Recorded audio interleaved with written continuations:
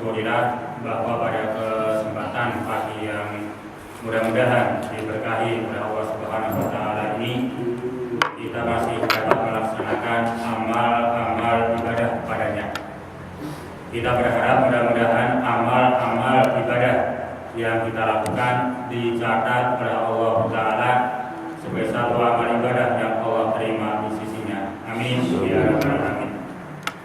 Adapun pada kesempatan yang mudah-mudahan diberkahi oleh Allah taala di pagi hari ini akan saya sampaikan yaitu tentang hikayat atau kisah yang mudah-mudahan dengan hikayat atau kisah ini kita bisa mengambil ibrah atau pelajaran sehingga kita bisa melaksanakan agama Islam ini dengan baik. Hikayat atau kisah yang akan saya sampaikan ini terkait dengan hikayat Ibrahim bin Adham. Kalau pada pertemuan-pertemuan yang lalu ini kita sampaikan hikayat tentang Ibrahim bin Adham ketika beliau bertobat kepada Allah atau rujuk kembali kepada Allah, kemudian hingga memerdekakan semua budak yang dia miliki, yaitu 72 budaknya dan seterusnya. Ini pada pertemuan yang lalu. Dan hal ini hikayat tentang Ibrahim bin Adham yang berbeda dengan itu. Tapi mudah-mudahan ini memberikan satu pelajaran yang baik bagi kita semua. Yaitu dikisahkan ketika Ibrahim bin Adham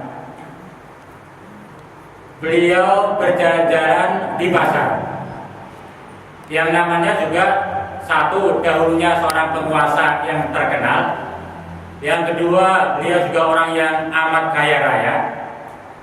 Kemudian setelah itu beliau bertobat dan dikenal oleh masyarakat luas sebagai seorang yang alim, ya, orang yang pandai, orang yang zuhud, orang yang warok, orang yang amat sangat berhati-hati dalam kehidupan dunia ini, terutama menjaga agama. Bahkan kata-katanya pun sangat dikenal oleh masyarakat. Kata-kata yang penuh dengan hikmah. Ini adalah Ibrahim bin Adham. Sehingga ketika beliau berjalan-jalan di pasar, ini menjadi sorotan pandangan setiap orang yang melihat. Sehingga banyak orang mengerumuni Ibrahim bin Adham di tengah pasar itu. Tiada lain apa? Mereka ingin bertanya tentang sesuatu hal yang telah terjadi pada diri mereka. Nah, dari sekian banyak orang yang bertanya kepada Ibrahim bin Adham, ada salah seorang, dia bertanya, "Ya Ibrahim, bukankah di dalam Al-Quran Allah Subhanahu wa ta'ala telah menyatakan, berdoalah kalian kepadaku, aku akan kabulkan." Ini kata seseorang. Jadi bukankah Allah Subhanahu wa ta'ala telah menyatakan dalam Al-Quran, berdoalah kalian kepadaku, kata Allah, aku pasti akan mengabulkan. Dan masih banyak ayat-ayat yang semakna dengan ini. Akan tetapi ya Ibrahim bin Adham, sekian lama aku telah berdoa kepada Allah Subhanahu wa ta'ala, tapi kenapa sampai sekarang Allah belum menjawab doa-doaku? Kata seseorang yang dia bertanya kepada Ibrahim bin Adham. Nah, ini satu pertanyaan yang menarik. Dia membaca ayat Al-Quran, di antaranya adalah Allah menyatakan, ud'uni astajib lakum, berdoalah kalian kepadaku, aku akan jawab, aku akan kabulkan. Tapi ini orang telah menyatakan, bertanya kepada Ibrahim bin Adham, aku telah berdoa sekian lama, tapi Allah kok belum menjawab doa yang telah aku munajatkan ini. Ada apa ini? Ini kalau dilihat secara prasangka buruk, bukankah Allah Subhanahu wa ta'ala telah menyelisih janjinya? Allah yang menyatakan berdoalah kepadaku, aku akan jawab. Tapi kalau sampai sekarang sekian tahun, sekian lama doa-doaku belum terjawab, bukankah Allah telah menyelisih janjinya? Ini seakan-akan demikian. Ada prasangka yang buruk, yaitu kepada Allah Ta'ala. Dan kemudian dengan pertanyaan seseorang ini, Ibrahim bin Adham memberikan jawaban. Yang mudah-mudahan nanti kita bisa mengambil ibrah, para ibu, para bapak. Sekian tahun, sekian lama kita rajin ke masjid, banyak berdoa kepada Allah Ta'ala. Mungkin kok ada perasaan yang sama. Sekian tahun berdoa, tapi kok doanya belum terkabulkan. Nah, hal ini yang terpenting, jangan sampai ada satu prasangka buruk kepada Allah Ta'ala. Ini harus dijaga. Ini Allah belum mendengar, Allah tidak sayang. Jangan ada prasangka buruk kepada Allah. Tetap seorang hamba kepada Allah, kita harus tetap mengedepankan prasangka yang baik, yaitu kepada Allah Ta'ala. Maka dalam hal ini kalau sampai demikian, yang terbaik itu adalah kita mengintrospeksi diri, mawas diri. Jangan-jangan masih ada ini sehingga Allah belum mengabulkan. Maka sebagaimana Ibrahim bin Adham itu menjawab pertanyaan tadi, dijawab oleh Ibrahim bin Adham, ada 10 sebab di mana doa seorang hamba tidak dijawab oleh Allah Subhanahu wa Ta'ala. Ada 10 sebab, 10 perkara di mana dengan 10 perkara ini atau salah satu di antaranya, maka Allah tidak menjawab doa seorang hamba. Apa 10 sebab ini? Yang pertama, kata Ibrahim bin Adham, kalian mengenal Allah Subhanahu wa Ta'ala, namun kalian tidak menunaikan hak-haknya. Yang pertama. Yang kedua, kalian membaca Al-Quran namun tidak beramal dengan Al-Quran. Yang ketiga, kalian mengakui bahwa iblis, syaitan itu adalah musuh yang nyata bagi kalian, namun kalian sangat mencintainya. Yang keempat, kalian mengakui cinta kepada Rasulullah SAW, namun kalian meninggalkan ajaran-ajarannya. Yang kelima, kalian ingin masuk ke dalam surga yang penuh dengan kenikmatan, tapi kalian meninggalkan amalan-amalan ahli surga. Yang keenam, kalian takut kepada neraka, namun kalian senang beramal dengan amalan-amalan ahli neraka.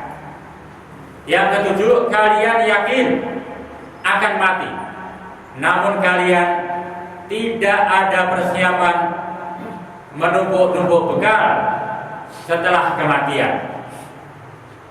Yang kedelapan, kalian sibuk dengan celah aib orang lain, tapi kalian lupa dengan celah aib diri sendiri. Yang kesembilan, kalian makan rezeki dari Allah Ta'ala, akan tetapi kalian kurang bersyukur kepada Allah Subhanahu wa Ta'ala. Dan yang terakhir, yang ke-10, kalian antar bahkan mengurus jenazah di sekitar kalian, akan tetapi kalian tidak sadar bahwa kalian pun sama seperti itu, yaitu akan diurus, akan diantar oleh orang-orang di sekitar kalian semua. Nah, ini jawaban dari Ibrahim bin Adham. Setelah Ibrahim bin Adham memberikan jawaban yang seperti ini, kemudian banyak orang menangis. Sangat terharu, sangat terpukul, sangat membekas dalam jiwa-jiwa mereka. Mereka banyak yang menangis, bahkan Ibrahim bin Adham pun itu sampai-sampai larut dalam tangis. Maka ada orang tadi bertanya lagi, ya Ibrahim bin Adham, kenapa engkau ikut menangis? Kata seseorang. Kemudian dijawab pula oleh Ibrahim bin Adham, saya melihat bahwa kubur yang akan saya tempati nyata sekali, tapi saya belum memiliki penangkalnya. Saya melihat perjalanan akhirat sangat jauh dan berliku, tapi saya belum memiliki bekal persiapan yang kuat. Saya melihat pengadilan ilahiyah, pengadilan Allah di padang mahsyar nanti. Begitu adil, tidak satupun yang luput dari pengawasan Allah. Tapi saya belum ada alasan kuat untuk mempertanggungjawabkan amal-amal di dunia ini. Yaitu alasan-alasan kenapa Ibrahim bin Adham ikut juga menangis. Nah, ini hikayat yang mudah-mudahan kita bisa mengambil ibrah atau pelajaran. Yaitu hikayat ini tentang 10 sebab di mana doa seorang hamba itu tidak dijawab oleh Allah Subhanahu wa Ta'ala. Sebab yang pertama dikatakan oleh Ibrahim bin Adham, karena kita mengenal Allah akan tetapi kita tidak melaksanakan hak-hak Allah Subhanahu wa Ta'ala. Bicara tentang hak, kalau kita bicara tentang hak, ada kewajiban. Allah Subhanahu wa Ta'ala memiliki hak, sehingga haknya Allah ini merupakan kewajiban hamba. Sekali lagi bahwa haknya Allah merupakan kewajiban hamba. Kalau yang namanya hak ini adalah sesuatu yang dia harus terima. Tapi kalau kewajiban adalah sesuatu yang harus ia berikan. Itu namanya kewajiban. Nah, Allah memiliki hak, sehingga Allah mempunyai sesuatu yang harus ia terima dari hamba. Sehingga bagi hamba ini kewajiban adalah sesuatu yang harus ia berikan kepada Allah Ta'ala. Apa hak Allah ini?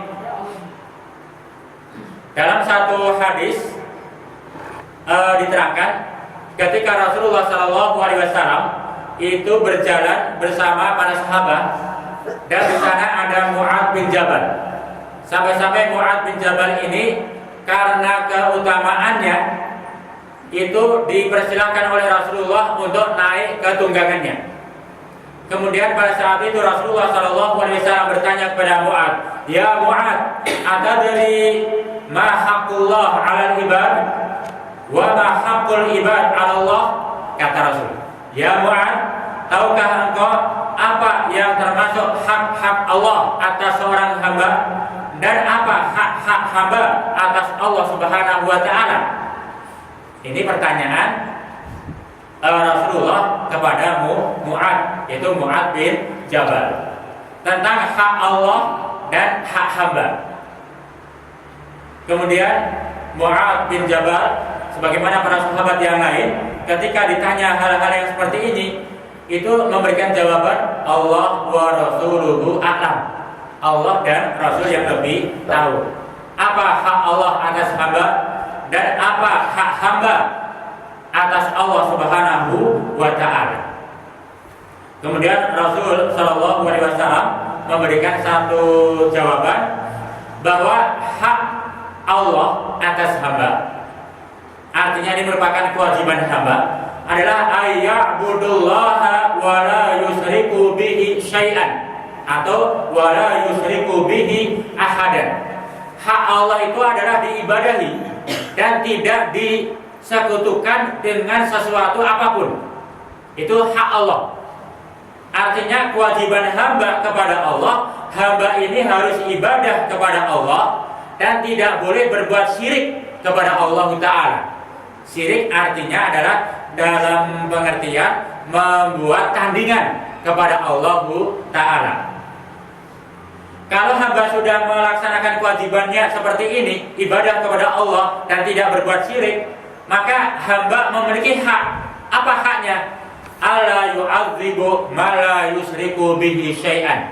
Allah tidak akan menyiksa hamba yang tidak mensekutukan Allah Subhanahu wa Ta'ala.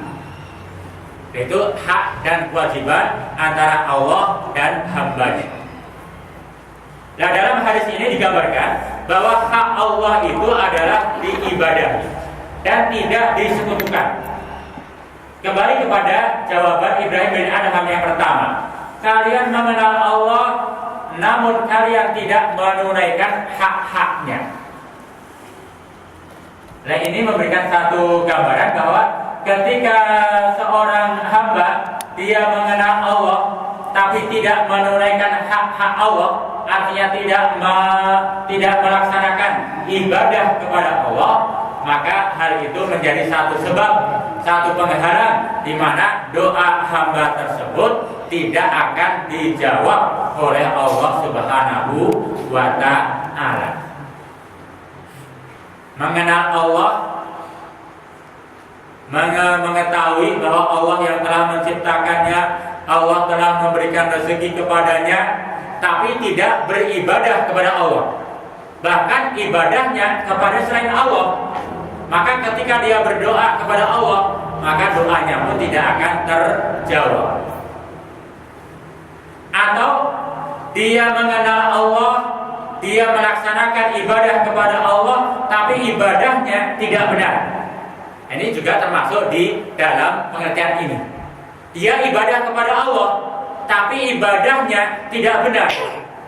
Loh, kenapa dikatakan ibadahnya tidak benar? Ibadah yang dia lakukan tidaklah ikhlas mengharap ridha Allah Subhanahu wa Ta'ala. Ibadah bertahun-tahun kepada Allah, ke masjid berdoa terus, tapi dia ibadah kepada Allah bukan mengharap ridha Allah. Nah, ini pun juga akan menjadi penghalang doa kita. Dalam satu hadis riwayat Imam At-Tabrani bahwa Rasulullah SAW telah bersabda, "Idza kana akhiruz zaman," ketika nanti telah masuk di akhir zaman. Ini punten, sekarang ini sudah masuk di akhir zaman. Itu Rasul menyampaikan 15 abad yang lalu. Idza kana akhiruz zaman, ketika telah masuk di akhir zaman, sarat ummati, maka akan terbagilah umatku ala salasa firaqin, menjadi 3 golongan. Ini terkait dengan masalah amal ibadah hamba-hamba Allah Ta'ala. Ketika sudah masuk di akhir zaman, maka umatku, kata Rasul, akan terbagi menjadi 3 bagian, akan menjadi 3 kelompok, akan menjadi 3 golongan dalam hal ibadah. Nah, maka kita koreksi, kita teliti, kita termasuk yang mana ini? Dari 3 ini, yang benar adalah 1 dan yang 2 itu ada kesalahan. Ya, ini ada kesalahan. Kata Rasul, yang pertama yaitu furqatun ya'budullaha khalisan. Golongan yang benar dalam ibadah kepada Allah ada golongan mereka-mereka yang selalu ibadah kepada Allah dalam keadaan khalisan, ikhlas, semata-mata mengharap ridha Allah Ta'ala. Sebagaimana Ibnu Abbas radhiyallahu ta'ala menyatakan, pengertian khalis, ikhlas, ini bisa ikhlas fil amal dan ikhlas fil qalbi. Hatinya ikhlas semata-mata mengharap ridha Allah dalam melaksanakan ibadah, dan amalnya pun ikhlas, artinya amalnya berusaha mengikuti sunnah. Ini artinya ikhlas. Nah, ini yang terbaik. Ini ibadah yang terbaik. Nah, yang kedua, kata Rasul, asani, golongan yang kedua yang ibadah kepada Allah, dan kita mudah-mudahan naudzubillah jangan sampai termasuk pada golongan yang kedua, yaitu adalah furqatun ya'budunallaha, satu kelompok yang mereka ibadah kepada Allah Subhanahu wa Ta'ala, yaitu ria'an nasi, dalam keadaan riya, pamer, mencari sanjungan dari manusia, tidak mengharap ridha Allah, tidak mengharap pujian Allah, tidak mengharap sanjungan Allah, tapi dia mengharap sanjungan sesama manusia. Dia pamer. Nah, ini yang kedua. Ini termasuk kelompok atau golongan yang ibadah kepada Allah tapi ada kesalahan. Kenapa salah? Sebab jangankan sholat, termasuk amal ibadah yang lain, Allah telah memberikan contoh fawailun lil musallin, celaka orang yang sholat. Kenapa? Di antaranya adalah yuraun, mereka pamer atau riya, tidak ikhlas mengharap ridho Allah Ta'ala. Dan mudah-mudahan kita dijauhkan ini. Walaupun yang namanya riya ini punten, setiap diri hamba siapapun dia itu akan mudah sekali terjangkiti penyakit ini. Sholat atau amal-amal yang lain yang tadinya mau ikhlas mengharap ridha Allah, tahu-tahu dalam tengah perjalanan ibadahnya ada yang namanya bisikan setan. Riya, pamer, cari perhatian, ini dari itu dan sebagainya. Maka kalau kita ketika ibadah kemudian kok menyadari, loh, saya melakukan amal ini kok ada keinginan supaya diperhatikan oleh si A, si B, maka ini salah ini.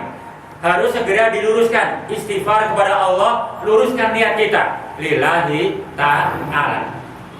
Maka na'udzubillah, mudah-mudahan kita selalu dijaga oleh Allah, jangan sampai riya dalam melaksanakan amal ibadah. Golongan yang ketiga adalah furqatun ya'budunallaha, kelompok manusia yang mereka ibadah kepada Allah Ta'ala liyastaqiru bihin nas, itu dalam rangka untuk mencari makan dari manusia. Jadi ia sholat bukan karena Allah, bukan. Atau cari sanjungan orang, ya bukan.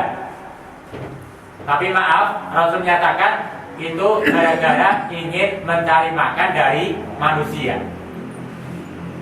Jadi amal-amal ibadah, amal-amal kebaikannya adalah dia niatkan semata-mata hanya untuk mencari makan. Dan hal ini juga termasuk ada kesalahan. Dan ini di akhir zaman, di mana persaingan kehidupan sudah amat sulit. Nah, terkadang ibadahnya pun semata-mata hanya untuk mencari duniawi. Dalam pengertian mencari makan, ia mencari makan secara hakikat hanya untuk mencari sesuap nasi, atau mencari makan dalam pengertian semata-mata ia melaksanakan amal itu hanya untuk kepentingan duniawi. Ini tiada lain ya untuk makan saja. Dan ini na'udzubillah. Maka yang namanya, maaf, ini saya contohkan seorang ustadz saja lah, yang gampang. Yang namanya ustadz sekarang itu banyak bermunculan, gitu ya. Profesi ini sudah agak kendor. Wah, ini profesi yang sudah tidak memungkinkan menghasilkan banyak uang karena ada kelebihan tertentu. Alih profesi menjadi seorang ustadz. Wah, kalau ente jadi ustadz kayak lakoni lucu pisan nih. Jadi ustadznya ini bukan karena Allah, bukan, tapi semata-mata sebagai profesi untuk dalam rangka mencari makan dari manusia. Loh, ini tidak sedikit. Tidak sedikit ini banyak sekali. Dalam wilayah amal ibadah yang seharusnya lillah karena Allah, dia lakukan semata-mata untuk mencari makan. Ini yang lebih riskan ya seorang ustadz. Terkenal ustadz A kesana kemari. Kenapa? Orang memandang, wah ini ustadz yang terkenal. Tapi sang ustadznya sendiri kesana kemarinya ini hanya gara-gara untuk mencari makan. Itu na'udzubillah. Karena ada sesuatu sebab yang kecil, urusan ya tadi, urusan materi, ribut semua. Ribut. Ini menunjukkan semata-mata urusan duniawi. Dan selama ini yang saya pandang, saya lihat, saya dengar seorang ustadz atau ustadzah yang betul-betul ikhlas, Ini kita lihat dari ucapannya. Ini saya pandang hanya Mama Dedi. Benar kenal Bu ya? Subhanallah Mama Dedi itu keikhlasannya. Jadi kalau ini bukan rahasia, beliau pun tahu ketika dipanggil ke kota ini, terkadang dalam tulisan dapat 50 juta. Yang diterima oleh beliau paling 5 juta. Beliau tahu, tapi beliau tidak memungkit-mungkit tuh. Dah itu urusan mereka sendiri. Walaupun urusannya sekian, yang diterima cepretannya. Nah yang lain kemana? Wallahu a'lam bishawab. Tapi yang saya heran, subhanallah beliau itu qanaah sekali. Nah ini kalau saya urus urusan ini, nanti saya semata-mata hanya mencari makan. Saya dipanggil ke sana ke sini itu lillah karena Allah Ta'ala. Saya niat untuk ibadah. Sampai di sholat pun nggak apa-apa. Yang penting bisa melaksanakan amal ibadah. Nah, adapun yang lain saya belum tahu. Ada seorang ustadz yang terkenal karena dipotong. Sebenarnya bukan dipotong, hanya karena ada sesuatu urusan duniawi dijadikan permasalahan. Ini mengurangi pemasukan. Gitu kan? Mengurangi pemasukan. Walaupun tidak dipotong apa yang dia miliki, tapi karena ada hal-hal yang lain, ini berarti ini mengurangi pemasukan ini. Ini sudah menunjukkan bahwa urusan duniawi. Maka naudzubillah. Termasuk dalam amal yang lain. Dalam amal-amal yang lain, amal ibadah kita ini hendaklah kita tujukan semata-mata ikhlas. Ya sholat kita, maka kita usahakan untuk ikhlas. Termasuk pengajian kita, ya ini harus ikhlas. Semuanya apa yang kita lakukan ini hendaklah kita lakukan dengan ikhlas. Sebab Allah menyatakan wa ma umiru illa liya'budullaha. Ini tidak berhenti ayatnya. Wa ma umiru illa liya'budullaha. Ada terusannya. Kira-kira apa? Mukhlisina lahuddin. Tidaklah mereka diperintahkan kecuali satu, ibadah. Ibadah kepada Allah. Jadi Allah tidak memerintahkan untuk ibadah kecuali ibadahnya kepada Allah. Satu. Yang kedua, ibadahnya kepada Allah pun itu mukhlisina lahuddin. Dalam keadaan harus ikhlas lillahi ta'ala. Jadi kalau hanya ibadah saja tidak ikhlas, Allah tidak perintahkan. Tapi yang Allah perintahkan ibadah kepada Allah dengan ikhlas. Semua apa yang kita lakukan dalam bentuk ibadah ini harus betul-betul ikhlas karena Allah Ta'ala. Yaitu Ibrahim bin Adham kembali di sini. Kenapa doa seorang hamba tidak dijawab oleh Allah Ta'ala? Sebab hamba itu adalah mengenal Allah, tapi tidak ibadah kepada Allah. Atau dia mengenal Allah dan dia ibadah kepada Allah, akan tetapi tidak ikhlas. Itu terkait dengan amal ibadah. Sedikit ini kita menambah wawasan tentang pengertian amal ibadah. Ibadah ini sering kita sampaikan, bahkan sering kita dapatkan dari sekian banyak para ustadz. Ibadah adalah ini, dan ini.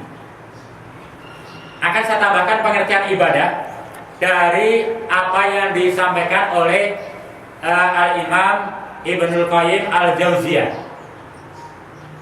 Beliau menyatakan ketika berbicara tentang ibadah, apa itu ibadah? Seorang ulama menyatakan ibadah adalah tunduk patuh kepada Allah. Ibadah adalah melaksanakan perintah-perintah Allah, menjauhi larangan-larangan Allah, dan seterusnya. Banyak menyampaikan pengertian ibadah. Kemudian gurunya Al-Imam Ibnu Qayyim Al-Jauzi, yaitu Syekhul Islam Ibnu Taimiyah, menyatakan ibadah adalah sesuatu yang dicintai dan diridhoi oleh Allah Subhanahu wa Ta'ala. Tapi Al-Imam Ibnu Qayyim Al-Jauzi memiliki pengertian sendiri, berbeda dengan pengertian dari gurunya, walaupun tidak bertentangan hal ini. Beliau menyatakan bahwa ketika berbicara amal ibadah, maka kesempurnaan amal ibadah seorang hamba kalau meliputi khamsu asrah qaidatan, meliputi 15 kaidah. Kalau seorang dia melaksanakan amal ibadah kepada Allah dalam hidupnya dan dia memenuhi 15 kaidah ini, maka dia ibadah dengan sempurna kepada Allah. Ini berbeda ini pengertian yang disampaikan oleh Al-Imam Ibnu Qayyim Al-Jauzi ini. Berbeda dengan ulama-ulama yang lain, bahkan berbeda dengan gurunya sendiri. Tapi ini tidak bertentangan, tidak. Beliau menyatakan bahwa kesempurnaan amal ibadah seorang hamba, kalau hamba itu dalam melaksanakan ibadah dalam kehidupan sehari-harinya memenuhi 15 kaidah. 15 kaidah. Nah, ini nanti diterangkan dalam kitabnya bahwa bagaimana keterangan 15 kaidah ini. Nah, itu diterangkan bahwa pada setiap hamba yang dia dianjurkan untuk takliful ibadah, nanti ada 3, yaitu ada hati, ada lisan, ya, ada arkan al-jawari. Jadi yang diberi tanggung jawab atau taklif untuk ibadah yang nanti akan dilihat oleh Allah, akan diminta pertanggungjawabannya oleh Allah, pada dasarnya ada tiga hal pada diri manusia: hati, lisan, anggota badan, termasuk tangan, ya, termasuk penglihatan, termasuk pendengaran. Ini semua termasuk yang namanya adalah anggota badan. Tapi pada dasarnya dibagi 3 ini: hati, lisan, anggota badan. Nah, dari masing-masing 3 ini nanti tidak akan lepas dari yang namanya hukum taklif dalam ibadah. Hukum taklif itu ada 5. 1, apa benar? Wajib. Yang kedua, haram. Kebalikannya dulu. Yang ketiga, sunnah. Yang keempat, makruh. Yang kelima, mubah. Jadi hukum taklif dalam ibadah itu ada 5. Ada wajib, ada haram, ada sunnah, ada makruh, ada mubah. Yang masing-masing hukum taklif ini itu ada pada 3 komponen tadi. Hati terkait dengan 5 hal. Ada amal ibadah hati, ada yang wajib, ada yang haram, ada yang sunnah, ada yang makruh, ada yang mubah. Lisan ini pun terkait dengan amal ibadah. Ada lisan ini dia wajib, ada yang haram, ada yang sunnah, ada yang makruh, ada yang mubah. Al-jawari, anggota badan ini termasuk pendengaran, termasuk penglihatan. Ini ada yang wajib, ada yang haram, ada yang sunnah, ada yang makruh, ada yang. Nah, dari 15 ini nanti akan yang lebih penting kita sampaikan yang wajib dan yang haram dulu. Kalau kita bisa menjaga yang wajib dan menjauhi yang haram dari masing-masing tadi, dari hati, dari lisan, dari anggota badan, maka insya Allah minimal itu 50% atau 60% sudah dapat. Dan tinggal nanti yang sunnah-sunnahnya, yang makruhnya, yang mubah apa nanti. Sekarang hati. Hati ini wajib untuk ibadah, melaksanakan yang kewajiban dulu. Apa kewajiban ibadah dari hati ini? Yaitu tiada lain adalah tasdik. Jadi hati ini harus senantiasa tasdik atau membenarkan. Tasdik ini yang pertama, yang paling pokok. Nah, bagaimana agar hati selalu tasdik kepada Allah? Artinya selalu melaksanakan kewajiban ibadah. Tasdik itu akan muncul kalau memiliki makrifat. Makrifat itu adalah mengenal.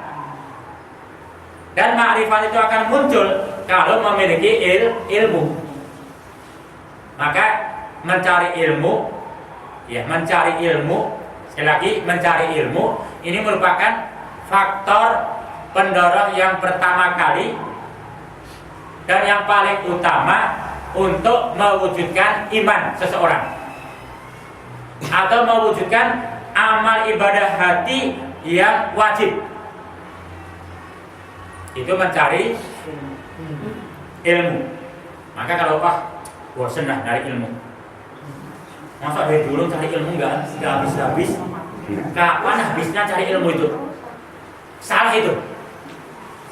Bahkan kalau seseorang dia amat perhatian dengan imannya, dengan amal ibadahnya agar sempurna, itu setiap hari itu dia akan gelisah kalau tidak duduk dalam majelis ilmu. Para ulama, mereka itu akan gelisah kalau dalam setiap hari kok tidak duduk di depan meja, di sana ada beberapa kitab. Itu gelisah sekali itu para ulama. Itu gambaran para ulama. Sehingga para ulama itu akan memiliki jadwal yang seakan-akan rutin dalam kehidupan sehari-harinya. Berapa jam dalam sehari itu harus duduk di meja belajarnya dengan berbagai kitab yang ada. Kali ini sampai tertinggal, waduh, itu seakan-akan nggak akan tenang hidupnya. Itu gambaran para ulama. Bahkan dalam perjalanannya pun para ulama itu nggak akan lepas yang namanya mencari ilmu. Ada kitab. Kalau zaman dahulu, walaupun dalam perjalanan itu sambil menghafal. Itu para ulama. Walaupun dalam perjalanan naik unta itu jangan dilihat naik untanya. Mereka para ulama ini sekalipun naik unta, tapi pikirannya, hatinya, bahkan lisannya pun itu sampai menghafal Al-Quran. Itu para ulama. Nah termasuk sekarang para ulama itu subhanallah, meja nggak pernah ketinggalan, kitab-kitab nggak pernah ketinggalan, dibuka. Bahkan dengan alat-alat yang modern seperti laptop dan sebagainya selalu ada dicari terus itu. Itu pekerjaan para ulama. Dan memang kita bukan ulama, Pak ya. Memang kita bukan ulama. Sehingga kalau nggak duduk di depan kitab pun nggak apa-apa. Memang bukan ulama. Tapi kalau kita pengen walaupun bukan ulama, ingin ibadah saya benar, itu minimal. Nah, saya itu setiap hari harus duduk di majelis ilmu. Kalau toh nggak ada majelis ilmu, saya harus duduk sejenak di hadapan kitab atau buku. Ini alhamdulillah buku-buku sudah banyak sekali, kayaknya masih bagus-bagus semua nih. Dari dulu masih rapi terus ini. Tafsir, ini subhanallah, tafsir Ibnu Katsir dari dulu saya perhatikan rapi terus ini. Ini memang subhanallah nih, jamaah Anda memang betul-betul menjaga kerapian. Ada yang saya pertanyakan rapinya itu rapi karena memang nggak pernah disentuh. Dirapiin lagi. Kalau sudah diambil, dibaca, ditaruh rapi, waduh bagus sekali itu. Tapi kalau rapinya nggak pernah dibuka sampai lengket-lengket, plastiknya, waduh, luar biasa gitu. Maka ini saya harapkan, ya memang nggak belajar dan belajar. Syukur-syukur datang sholatnya itu lebih awal sebelum adzan, kemudian 10 menit lah ambil satu jilid, baca apa yang kita suka, satu ayat dibaca tafsirnya. Ini insya Allah akan bermanfaat itu. Ya kitabnya bermanfaat, ya bagi kita juga manfaat, dan bagi lingkungan kita pun insya Allah itu akan bermanfaat. Nah, ini yang pertama, kembali ke sini, hati ini akan wajib ibadah. Wajibnya hati ibadah adalah tasdik. Dengan kita mencari ilmu, maka insya Allah akan menambah kekuatan tasdik. Maka ini tasdik jangan ditinggalkan. Nah, hati haram terkait dengan ibadah adalah takdim. Jangan sampai ada rasa takdim dalam hati ini. Takdim itu adalah lawan daripada tasdik. Takdim itu artinya adalah menolak, mendustakan. Contoh, misalkan terlintas dalam hati, sholat yang 5 waktu nggak wajib. Nah, itu takdir namanya. Ketika hati seseorang sudah muncul takdir, ada kedustaan, mendustakan kewajiban Allah, itu akan lenyap semua amal ibadah.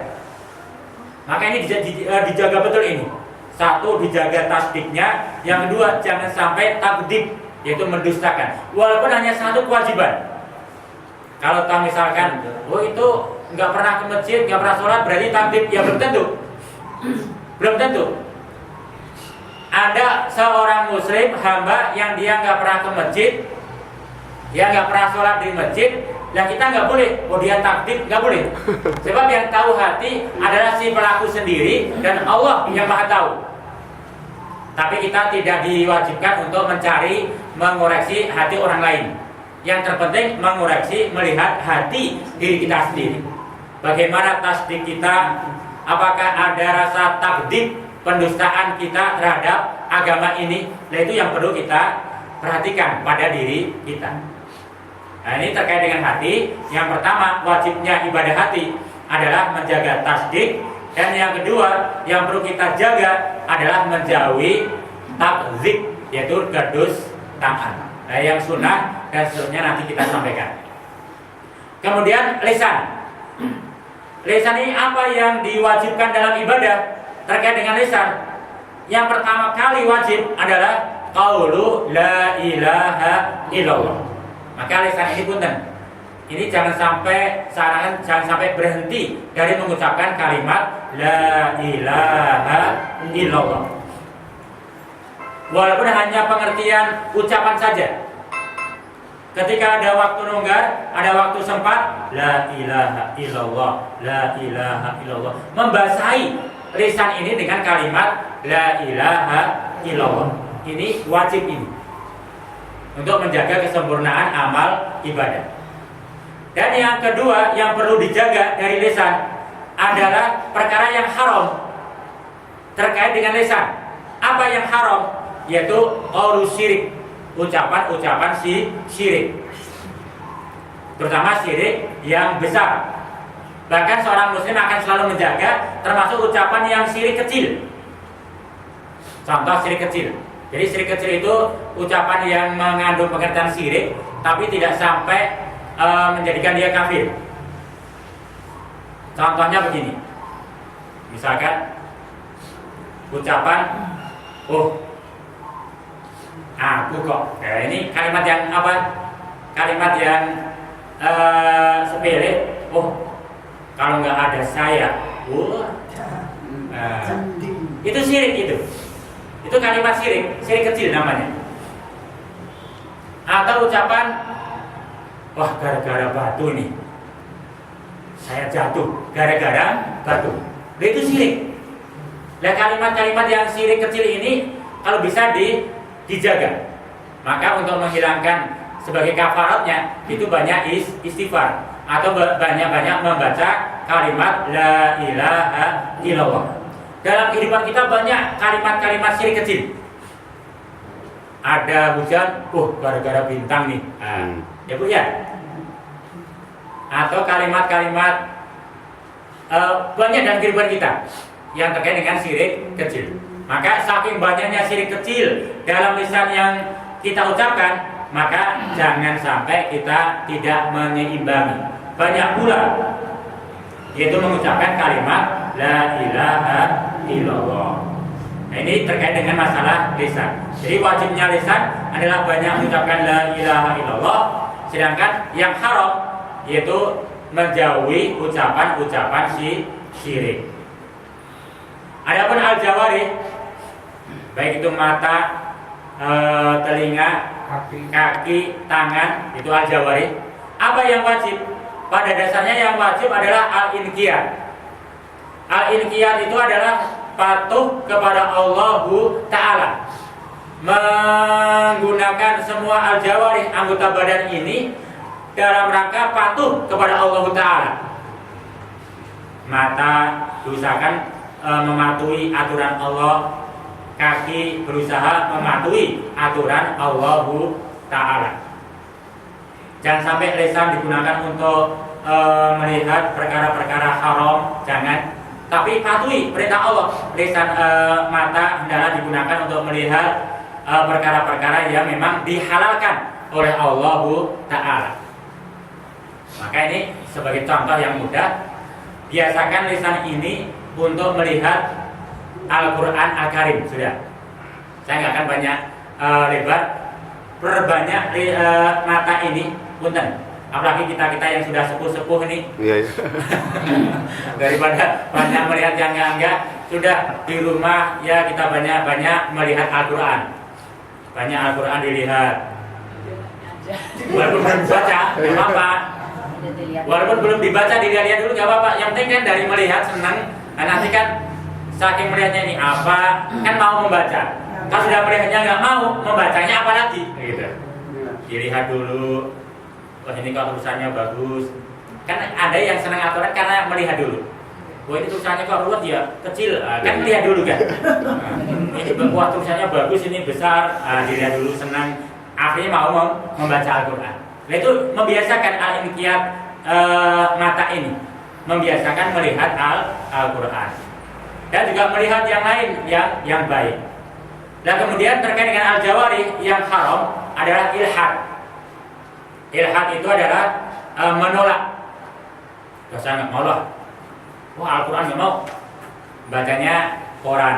Ya Quran walaupun ada yang boleh. Jadi walaupun membaca Al-Quran itu boleh, tapi kalau sudah ada dalam dirinya ilhad terhadap Al-Quran, sudah nggak mau Al-Quran, nggak mau, itu lain. Kalau misalnya ada Quran, ada Al-Quran, kemudian dia sekali-kali baca Quran, boleh, itu nggak apa-apa, nggak dosa. Tapi kalau sudah ini saya nggak mau, jangan, ini aja. Ini ada ilhad, artinya ada penolakan terhadap Al-Quran.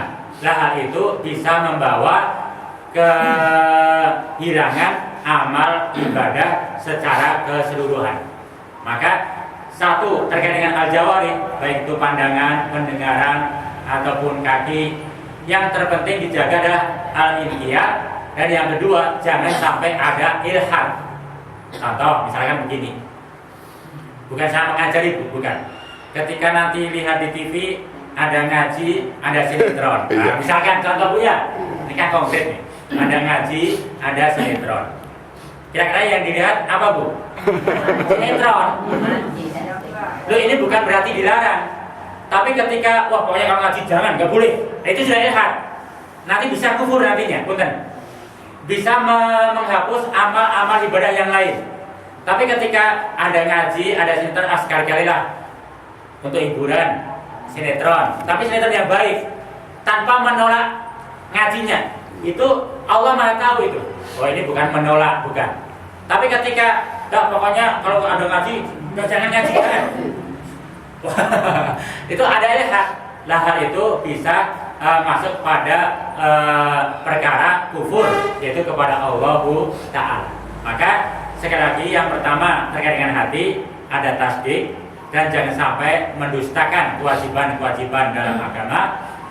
Ya, terkait dengan lisan, yaitu perbanyak mengucapkan kalimat la ilaha illallah, dan jangan sampai mengucapkan kalimat-kalimat syirik kepada Allah Ta'ala.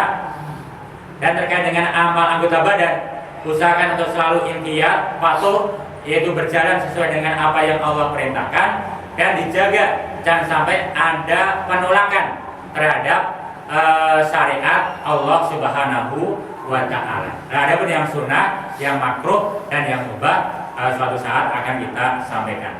Nah, ini yang pertama.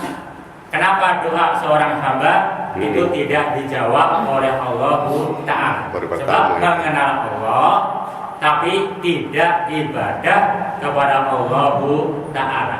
Atau dia mengenal Allah dan dia ibadah kepada Allah, tapi ibadahnya adalah tidak benar. Maka mudah-mudahan dengan pengertian ibadah yang telah kita sampaikan, bisa meluruskan, menyempurnakan amal-amal ibadah kita kepada Allah Ta'ala, sehingga doa-doa kita pun insya Allah bisa dijawab oleh Allah Ta'ala. Demikian yang bisa kita sampaikan pada kesempatan pagi hari ini. Mudah-mudahan Allah Subhanahu wa Ta'ala memberikan pemahaman, kekuatan, sehingga menjadikan kita sebagai hamba-hambanya yang Allah ridhoi. Amin ya rabbal alamin. Mari kita tutup dengan kita berdoa. A'udzubillahi minasyaitonir rajim. Bismillahirrahmanirrahim. Alhamdulillahirabbil alamin, hamdan syakirin, hamdan na'imin, hamdan yuwafiqu ni'amahu wa yukafi'u masidah. Ya Rabbana lakal hamdu kama yanbaghi li jalali wajhikal karim wa 'azimi sultanik. Allahumma shalli ala sayyidina Muhammadin sayyidil awwalin wal akhirin wa ala alihi wa azwajihi wa dzurriyyatihi wa ashabihi wa tabi'in wa man tabi'ahum bi ihsanin ila yaumiddin wa jami'i ikhwanihi minan nabiyyin wal mursalin wal malaikati kullihim ajma'in. Allahumma inna nas'aluka bi asma'ikal husna ma 'alimna minha wa ma lam na'lam wa nas'aluka Allahumma bi asma'ikal ladzi samaita biha nafsaka ma 'alimna minha wa ma lam na'lam wa nas'aluka Allahumma bil asma'il maktubah haulal arsy wa bil asma'il maktubah haulal kursi wa nas'aluka Allahumma bil asma'il maktubah fi jabhati jami'il malaikah wa nas'aluka Allahumma bil asma'il ladzi idza nu'ita biha ajabta wa idza su'ilta biha a'taita. Bismillahilladzi la yadurru ma'a ismihi syai'un fil ardi wa la fis samaa wa huwas samiul 'alim. Allahumma ighfir lana dzunubana wa liwalidina wa ajdadina wa jaddatina wa masyayikhina wa usulihim wa furu'ihim wa ahlina wa auladina wa dzurriyyatina wa talamidina wa jama'atina wal muslimin wal muslimat wal mu'minin wal mu'minat al ahya'i minhum wal amwat. Allahumma nawwir qulubana wa qulubahum bi nuril ilmi wal hidayah wal hikmah warzuqna wa iyyahum rizqan wasi'an halalan thayyiban wa amalan shalihan wa ilman nafi'an wa umran tawilan mubarakan wa husnal khatimah. Allahumma ja'alna wa iyyahum min ahli dzikri wa ahli fikri wa ahli al-Qur'an wa ahli al-jannah wa minas sabiqina bil khairat. Allahumma barik maqasidana wa qdi hajatina. Allahumma barik maqasidana wa qdi hajatina. Allahumma barik maqasidana wa qdi hajatina. Rabbana hab lana min azwajina wa dhurriyyatina qurrata a'yun waj'alna lil muttaqina imama. Rabbana la tuzigh qulubana ba'da idh hadaitana wa hab lana min ladunka rahmah innaka antal wahhab. Rabbana atina fid dunya hasanah wa fil akhirati hasanah wa qina adzabannar. Allahumma la tada'a lana fi majlisina hada zaman illa ghafartahu wa la hamman illa farastahu wa la aiban illa satartahu wa la usran illa yasartahu wa la jahlan illa alamtahu wa la dolan illa hadaitahu wa la hajatan hiya laka ridha min hawaijid dunya wal akhirah illa qadaitaha ya rahman ya rahim ya mujibud da'wati ya arhamar rahimin. Wa sallallahu ala sayyidina Muhammadin wa ala alihi wa sahbihi wa baraka wa salam. Walhamdulillahi rabbil alamin. Al-Fatihah.